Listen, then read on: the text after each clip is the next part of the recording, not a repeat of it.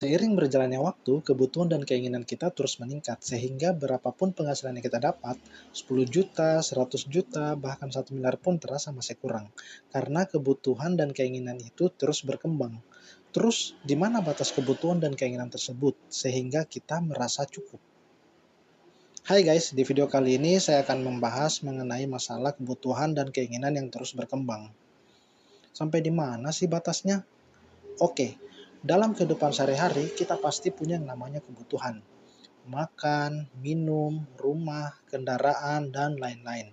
Selain itu, kita juga memiliki keinginan seperti liburan, makan enak, mobil baru, handphone terbaru, dan lain sebagainya. Selanjutnya, kebutuhan dan keinginan tersebut kita penuhi melalui penghasilan yang kita peroleh dari bekerja, bisnis, dan sumber-sumber penghasilan lain. Seiring berjalannya kehidupan, kebutuhan dan keinginan tadi terus berkembang dan tak terkendali, sehingga menuntut kita untuk mencari uang lebih banyak lagi, yang tadinya cukup menjadi tidak cukup. Seperti yang dikatakan Morgan Housel, mereka sudah punya semuanya, kekayaan tak terbayangkan, prestise, kekuasaan, kebebasan. Mereka kemudian membuang itu semua karena ingin lebih. Mereka tak tahu kapan harus merasa cukup. Nah, pernah nggak sih kita berpikir, di mana sih batas kebutuhan dan keinginan ini?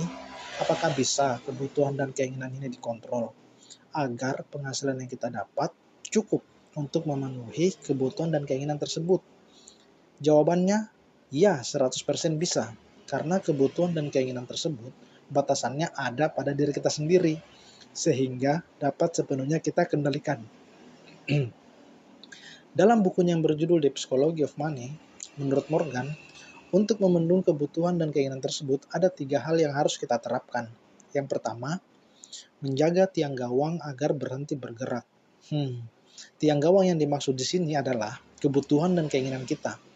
Kita harus mengontrol kebutuhan dan keinginan. Jangan sampai pengeluaran lebih besar daripada penghasilan kita. Hal ini harus bisa kita kontrol dengan memilah-milih mana kebutuhan utama yang prioritas dan mana yang tidak, sehingga pengeluaran dapat ditekan, karena hal ini sepenuhnya ada dalam kendali kita. Yang kedua, jangan pernah membandingkan penghasilan kita dengan orang lain yang penghasilannya lebih tinggi. Kenapa demikian? Karena hal ini dapat membuat apa yang kita dapat tidak ada artinya dan mendorong untuk terus mencari hingga akhirnya kebablasan dan tak pernah cukup.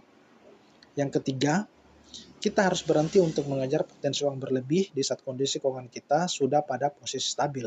Kenapa demikian? Karena hal ini pada akhirnya akan merepotkan kita dan berisiko terhadap kehidupan kita. Nah, untuk poin ini agak klise sih memang, seolah-olah kita membuang peluang di depan mata. Akan tetapi hal ini bertujuan untuk mengontrol diri kita, ambisi kita agar tetap terjaga dan tidak kebablasan. Bukan berarti tidak ingin berkembang ya. Kesimpulannya, dari penjelasan ketiga poin di atas, dapat kita simpulkan bahwa selama kita bisa mengontrol diri kita, berhenti membandingkan, dan berhenti untuk terus mengejar potensi uang, kita dapat menemukan batas dari kebutuhan dan keinginan kita.